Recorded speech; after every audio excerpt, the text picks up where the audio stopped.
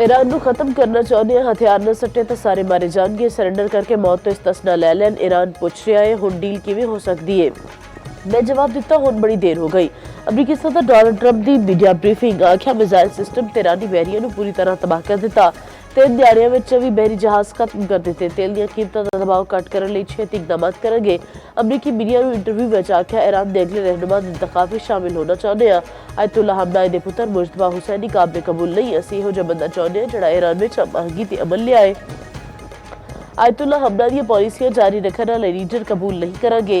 Israeli media ਨੂੰ interview ਵਿੱਚ बोले इसराइली सदर वज़ीर आज़म नेतन्याहू ਨੂੰ धोखाधही ਦੇ ਕੇਸ ਵਿੱਚ माफ कर देन।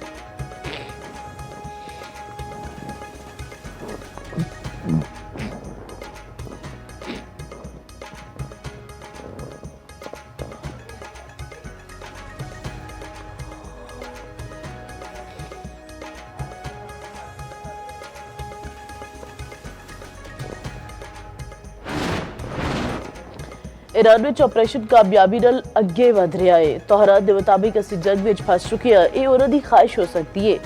जंग की टाइमलाइन असी आप तय कर रहे हैं। अमरीकी वज़ीर जंग ने मीडिया ब्रीफिंग, आख्या लड़ाई 4 हफ्ते 8 हफ्ते या इस तो वध भी हो सकती है। अजे तो असी जंग शुरू की है।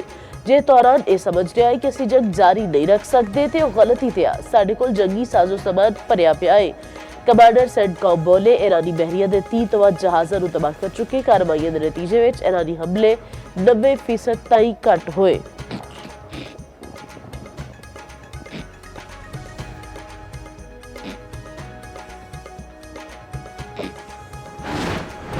मिस्टर सदर, साख्त तेज रफ्तार फौजी फतह लई तुहाडा प्लान ए नाकाम हो गया। ईरानी वज़ीर खारजा अब्बास अराक्ची दा डोनाल्ड ट्रंप नूं पैगाम, आख्या तुहाडा प्लान बी इस तो भी वड्डी नाकामी साबित होवेगा। मुज़ाकरात के दौरान एक मुनफरिद मुआहदे का मौका ज़ाया हो गया। इसराइल फर्स्ट का मतलब हमेशा अमरीका लास्ट होता है। ईरान जंगबंदी का मुतालबा नहीं कर रहा। सानू कोई वजह नज़र नहीं आती कि असीं अमरीका नाल मुज़ाकरात करिए। उन्होंने होर आख्या कि ईरान ने आबनाए हुरमुज़ नूं बंद नहीं किया। जहाज़ ते ऑयल टैंकर इस आबी गुजरगाह तो लंघन तो इनकार कर रहे हैं।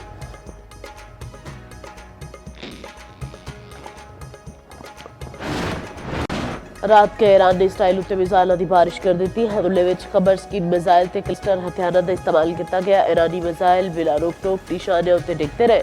इराक के शहर बसरा में अमरीकी तैयारा डिगन की फुटेज सामने आ गई। अमरीकी दिफाई हुकाम ने तैयारा डिगन की तरदीद कर दी। आखिया सारिया खबरों में बुनियाद ने इहो जिहा कोई वाकया पेश नहीं आया। ईरानी मीडिया के मुताबिक 7 इसराइली ड्रोन्स मार सिटे। दुश्मन उत्ते 500 तो वध मिसाइलों ते 2000 ड्रोन्स फायर किए गए। तोहरान ने इसराइल उत्ते खून बशर 4 मिसाइल दाग दिते। पासदारां ने इनकलाब का 40 तो वध मिसाइल दागन का दावा इसराइली डिफेंस फोर्स ने दावा किया।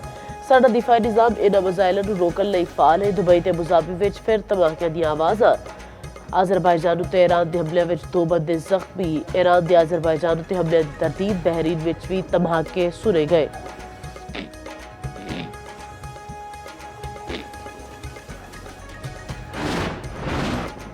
इसराइल की फिजाइया के ईरान उत्ते वहिशाना हमले जारी। अमरीका इसराइल के खूनी जंग में 1230 ईरानी शहीद। इसराइली फिजाइया के ईरान में वहिशाना हमले जारी। तोहरान में जोरदार धमाके सुने गए। इसराइली मीडिया का ईरान के बैलिस्टिक मिसाइल निज़ाम के अहदाफ को नकारा बनाने का दावा। ईरानी शहर कुम में बैलिस्टिक मिसाइल लॉन्चर को भी निशाना बनाया गया। ईरानी हलाल अहमद के मुताबिक ईरान उत्ते अमरीका इसराइली हमले में 14 मुराकज़े सेहत को निशाना बनाया गया। खुरमाबाद में भी इसराइली तैयारियों की रिहायशी आबादी उत्ते खौफनाक बमबारी।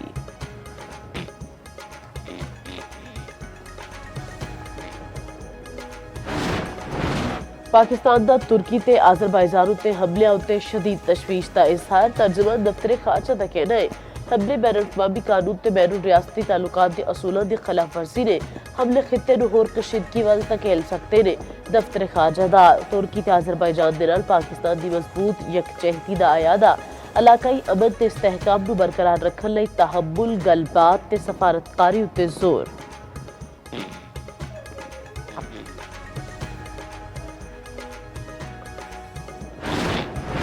हुकूमत का पेट्रोल ज़ख़ीरा करने वालों के खिलाफ सख्त कार्रवाई का फैसला। उगरा ने चीफ सैक्रटरी ज़िला इंतजामिया को मुतहरिक करने की हिदायत कर दी। ओगरा ने आख्या मुल्क में पेट्रोलियम मसनूआत के वाफर ज़खायर मौजूद ने। टीमां ऑयल डिपोज ते पंपां उत्ते ज़खायर की मुसलसल निगरानी कर रही ने। अफवाहां उत्ते कंन न धरो, गैर जरूरी पेट्रोल खरीदण तो गुरेज करो।